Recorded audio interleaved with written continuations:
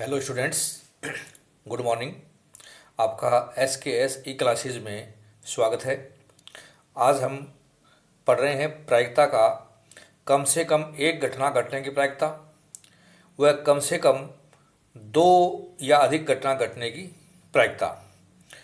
तो हम इनको कैसे सोल्व करें, ये मैंने आपको कल के लेक्चर में आपको डिटेल में बताया था। आज प्रैक्टिस के लिए कुछ क्वेश्चन ले रहा हूँ जिससे हम ये समझ सकें कि कम से कम एक घटना घटने की प्रायिकता कैसे निकालें या दो घटना घटने की प्रायिकता कैसे निकालें। तो हम क्वेश्चन के द्वारा इसको समझना चाहते हैं। हमारा क्वेश्चन है, 35 वर्ष की आयु वाले एक व्यक्ति ए के 65 वर्ष की आयु तक जीवित रहने के विपक्ष में संयोगानुपात 9:7 है। ये विपक्ष में बताएं हम लोग। और 45 वर्ष के दूसरे व्यक्ति बी के 75 वर्ष की आयु तक जीवित रहने के विपक्ष में अनुपात 3:2 है। इस बात की प्रायिकता ज्ञात कीजिए कि उनमें से कम एक व्यक्ति आगामी 30 वर्षों तक जीवित रहेगा। तो हमारा जो क्वेश्चन में पूछा गया है कम से कम एक व्यक्ति, तो ये मैंने कल के लेक्चर में आपको बताया था। तो जब कम से कम एक के बाद आती है तो इसका अर्थ यह है कि ए भी जीवित रहे और बी भी जीवित रहे, तो कम से कम एक हो गया। या यूँ कहें हम, ए जीवित रहे लेकिन बी जीवित नहीं रहे, तो भी एक व्यक्ति का आ गया। या यूँ कहें कि बी जीवित रहे लेकिन ए जीवित नहीं रहे, तो ऐसी स्थिति की प्रायिकता हमें निकालनी है। तो तीन ऑप्शन हमारे सामने हो गए, या तो दोनों जीवित रहे, या केवल ए जीवित रहे, या केवल बी जीवित रहे। तो ऐसी प्रायिकताएं निकाल करके हम, चूँकि अलग अलग ऑप्शन है, तो हम यहाँ पर योग प्रमेय के द्वारा ये प्रायिकता ज्ञात करके दिखा सकते हैं। तो कैसे ज्ञात करें ये मैं आपको समझाना चाहता हूँ। सबसे पहले हम ले रहे हैं ए के 30 वर्ष तक जीवित रहने की प्रायिकता। तो हमें ए के विपक्ष में अनुपात दिए है 9:16, अर्थात जीवित नहीं रहने का अनुपात है 9:7। तो योग कर लीजिए, 9:7 हो गया। तो ए के 30 वर्ष जीवित नहीं रहने की प्रायिकता दे रखी है अपने को 9/16। और ए के 30 वर्ष तक जीवित रहने की प्रायिकता अगर हम निकालें तो आपको एक में से 9/16 घटा दीजिए आप, तो ये बच गया 7/16। तो ये तो ए के लिए हो गया। ठीक इसी प्रकार से हम बी के लिए निकालते हैं। हमें बताया है कि बी के 75 वर्ष की आयु तक जीवित रहने के विपक्ष में, ये भी विपक्ष में दे रखा है, तो बी के जीवित नहीं रहने की प्रायिकता है 3 और 2 का योग कर लीजिए 5। तो बी के 30 वर्ष तक जीवित नहीं रहने की प्रायिकता है 3/5। तो बी के 30 वर्ष जीवित रहने की प्रायिकता क्या हो जाएगी, उसको 1 - 3/5 कर दीजिए। तो 1 में से हमने 3/5 घटा दिया, तो ये संख्या आई हमारी 2/5। आपको मैंने कल बताया था कि हम अगर ऐसा क्वेश्चन हो कि कम से कम एक घटना की प्रायिकता निकालनी हो तो दोनों घटनाओं के नहीं घटने की प्रायिकता निकाल लीजिए। तो मैं लिख रहा हूं ए व बी दोनों के 30 वर्ष तक जीवित नहीं रहने की प्रायिकता। दोनों जीवित नहीं रहे उसकी प्रायिकता लेनी है। तो ए भी जीवित नहीं रहे, बी भी जीवित नहीं रहे, तो हमें निकाल रखा है 9/16 गुणा 3/5। हमने योग किया 27/80। तो दोनों व्यक्तियों के 30 वर्ष जीवित नहीं रहने की प्रायिकता हमने निकाली, जो कि दोनों इंडिपेंडेंट घटनाएं हैं हमारी। तो हमने को मल्टीप्लाई कर दिया 27/30। अतः कम से कम एक व्यक्ति के 30 वर्ष तक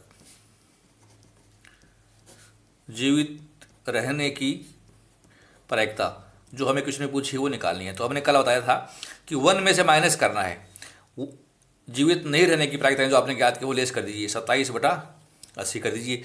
1 - 27/80, तो ये बच गई हमारी संख्या 53/80। तो अभी इस प्रायिकता आप इस प्रकार से निकाल सकते हैं। इसको हम वैकल्पिक तरीके से भी सॉल्व करके दिखा सकते हैं।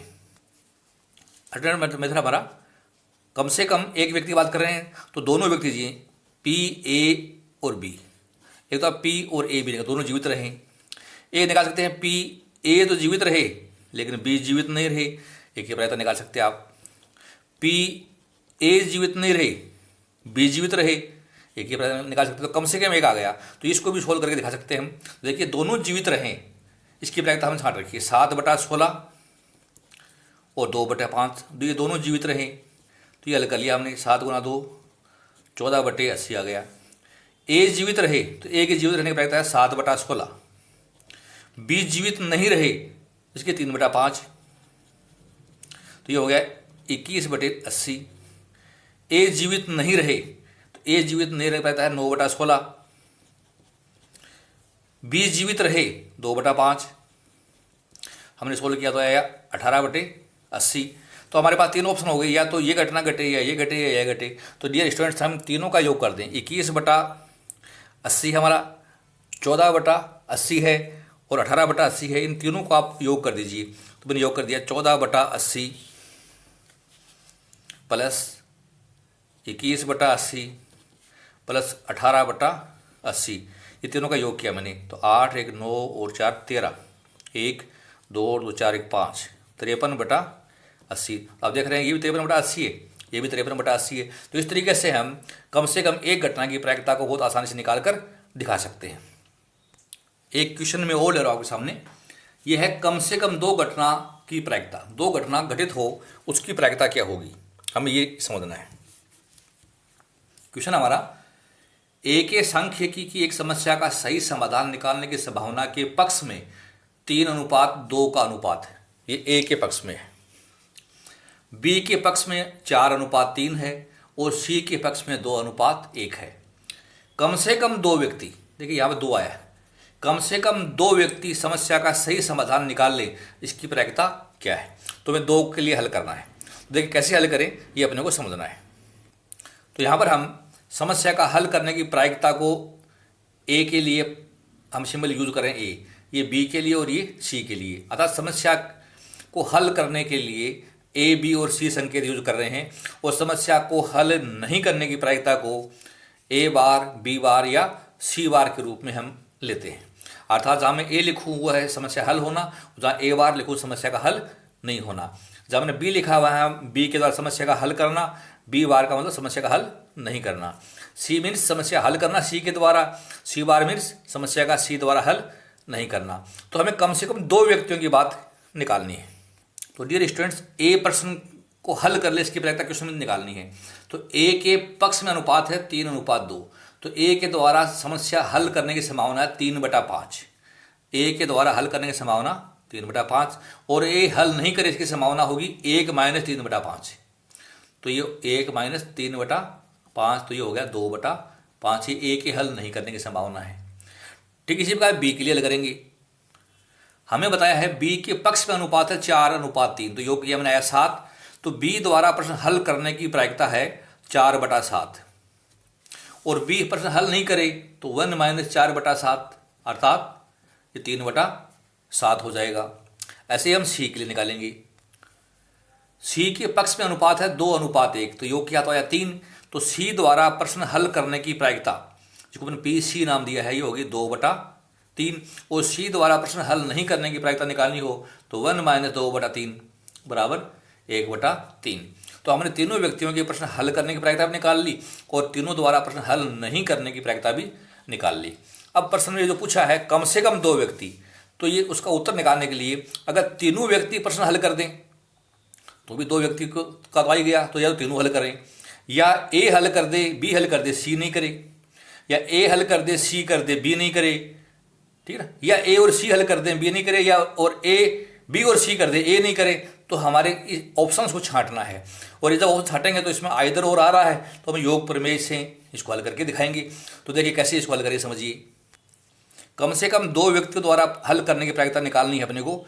तो या तो तीनों व्यक्ति हल करें, ए बी और सी हल कर दें, ए और बी हल कर दें सी हल नहीं करे, या ए हल नहीं करे बी और सी हल कर दें, या ए और सी हल कर दें बी हल नहीं करे। तो ये प्रायिकताएं आपको छांटनी होगी। तो कैसे छांटें ये मैं आपको याद करके बता रहा हूं। पहले निकाल रहा हूं, तीनों ही व्यक्ति प्रश्न को हल कर लें ए बी और सी।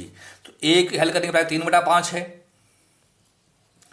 बी हल कर ले इसकी प्रायिकता 4/7 है, सी भी हल कर ले इसकी प्रायिकता 2/3 है।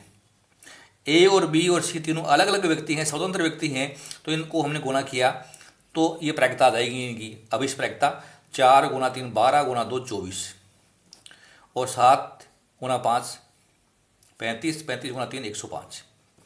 तीनों ही व्यक्ति हल करें, प्रायिकता है 24/105। अब लेते हैं ए हल कर दे, बी हल कर दे और सी हल नहीं करे। तो ए हल करे तो प्रायिकता 3/5, बी भी हल कर दे 4/7, और है सी हल नहीं करे। तो सी हल नहीं करे तो है 1/3। तो ये आया 4 गुना 3 12 और बटे 105 हो गया। तीसरा ऑप्शन ये है कि ए हल नहीं करे, बी और सी हल कर दे। तो ए हल नहीं करे, तो ए हल नहीं करे तो है प्रायिकता 2/5, बी हल कर दे प्रायिकता 4/7, सी भी हल कर दे प्रायिकता है 2/3। 4 गुना 2 8 और 2 16, 16/105।